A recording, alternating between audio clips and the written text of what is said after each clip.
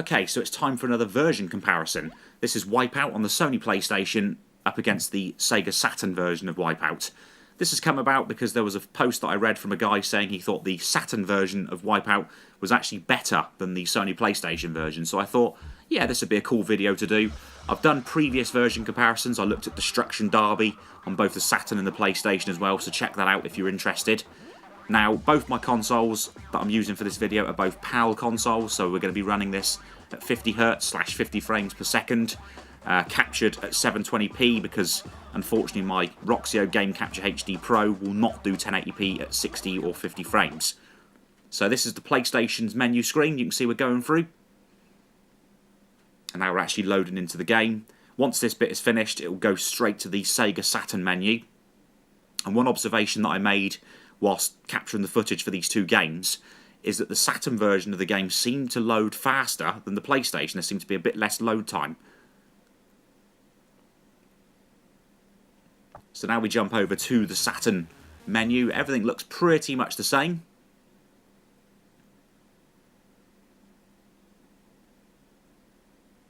Okay, and there we are into the menu, and again, the menu still looks pretty much the same.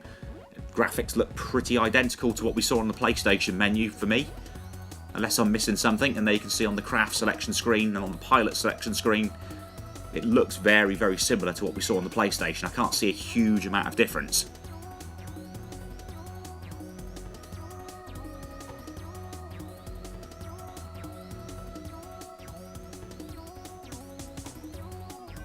So I'm selecting my craft, selecting the same track, so we can have a proper side-by-side comparison. And once the Saturn goes through and loads up and gets to the race, we'll have them side-by-side, PlayStation on the left, Saturn on the right, and we'll do a proper side-by-side comparison so you can see how they're both performing. And you can see straight away the Saturn is a little bit behind the PlayStation.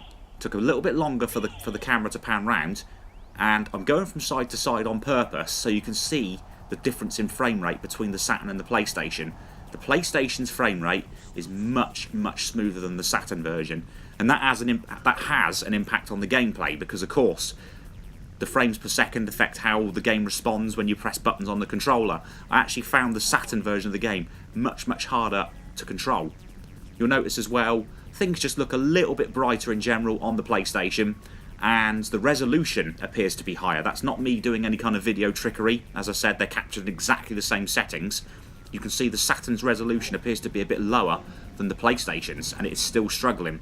So again, it adds into the fact that the Sega Saturn's 3D capabilities weren't really there, and they certainly weren't really there compared to the Sony PlayStation version. This is kind of what I expected, because it's more of the same when I did the Destruction Derby comparison. It's more of the same. And you'll be able to watch this race through, and yeah, you'll see what I mean. It's generally smoother on the Sony PlayStation than it is on the Sega Saturn.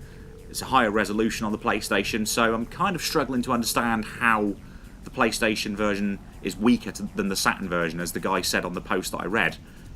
But anyway, guys, hope you've enjoyed this video, this comparison. This race will finish. I'm going to stop speaking now, so I'll catch you guys again soon.